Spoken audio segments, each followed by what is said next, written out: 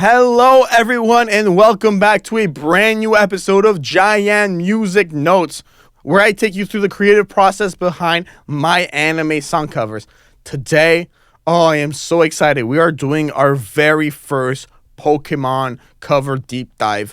It's the first of many, I guarantee you. Today, we're deep diving into my ambient cover of Lugia's theme from Pokemon. This cover holds a very, very special place in my heart because back in February of 2024, I made the decision of posting one Pokemon cover a day, every single day. And the cover that really kicked this off for me, where I felt like I had enough material to really go deep into the Pokemon universe, was this very song. So it's only fitting that we start off this with this very first song. This particular cover, it's just, with it, I wanted to capture the Lugia's grace and power in a complete, serene, and still way, you know? And, all right, before I jump into it, actually, I gotta do what I always do at the start of these episodes. A quick word for my sponsor, Laser Audio Technologies. They have some of the best plugins when it comes to creating ambient and atmospheric textures, which really helped me in the production of this track itself. Using plugins such as Glow and Fram, please use code JaianMusic to get 25% off any purchase, and that supports the podcast and helps me continue making these podcast episodes for you. I also, big shout out to GoPro Keo for doing the artwork for this podcast. Go follow him at GoPro Keo, link in the description. All right, let's talk about the original Lugia theme. This song was originally composed by Shinji Miyazaki, and it's part of the Pokemon the Movie 2000 soundtrack. The theme itself is designed, in my opinion, to reflect Lugia's role as the guardian of the sea, with sweeping, mysterious melodies invoking, the vastness of the ocean and the legendary status of this Pokemon as guardian of the sea. The original track often utilizes these long sustained notes and harmonies, much like the ebb and flow of the ocean, giving it a very tranquil but yet majestic feeling. The core of my cover is built around synth layers of pads, these very soft, flute-like textures. I chose these pads for their ability to feel airy and organic, almost like a breath moving through a soundscape. The slow rising and falling dynamics of these give it a very natural ebb and flow, which are like waves lapping on the shore of a beach. I know I'm being very poetic when I say this, but I really put myself in this universe of how can I musically represent Lugia as a Pokemon.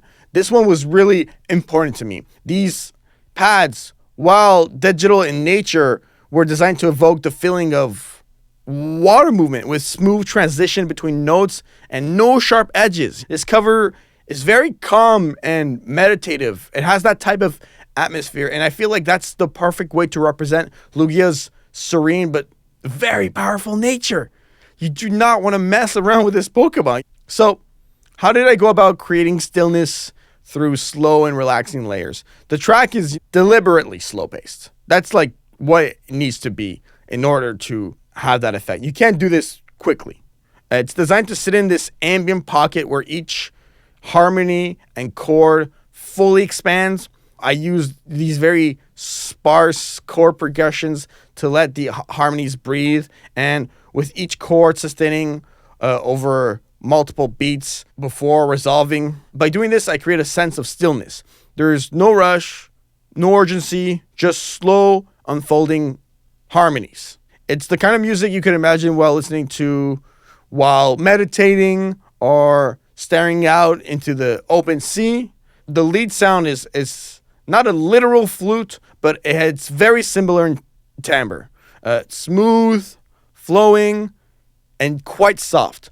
I crafted the lead to have just enough airiness to evoke the breathness of a real flute. This came once again from a Omnisphere patch that I just tweaked around ever so slightly on the ADSR, attack, decay, sustain, release. Remember that? But with added synthetic textures and other pads, it gives us this like ethereal quality. The melody can float and glide over the pads that fill in the back and foreground. One of the key elements of this cover is the amount of space between each melodic phrase. Rather than filling every moment with sound, I left plenty of room for echoes.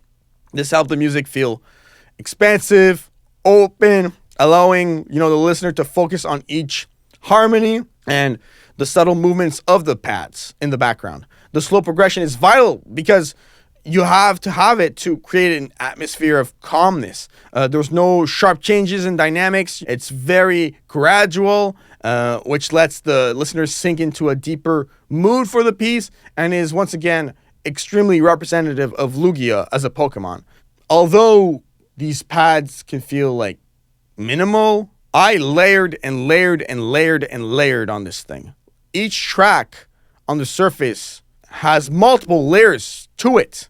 That's how it works on Nonosphere. I have my patch, but my patch can be like 4 layers.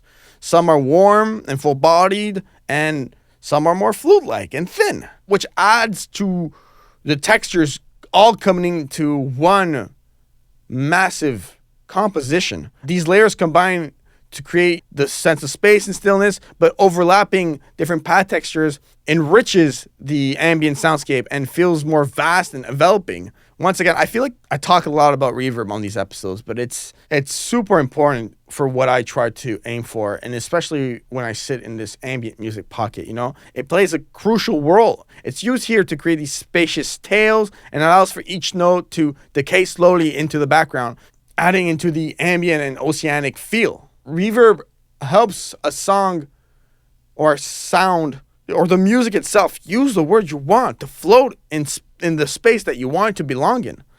Each note leaves a trail behind, and it gradually dissolves. That's what this cover needed. The reverb creates, it's like dreamy, reflective, and it just complements this slow pace that the song has. You don't want to keep this dry. This needs to be wet to allow space, atmosphere to build. Lugia as a Pokemon is known as the Guardian of the Sea, as I said at the beginning. It's a Pokemon with immense power, but also has this majesty to it. In many ways, I wanted to reflect this duality in the music. The track's calm ambient nature mirrors Lugia's serene demeanor, but the depth and richness of the synth pads, it hints at the hidden strength. If I just did one pad, it would just feel thin. It would just not feel like there's richness to it. The flute-like pads, also connect to the idea of Lugia as a Pokemon, because it's airy, it's got this airy, soaring quality that makes you feel like the wind,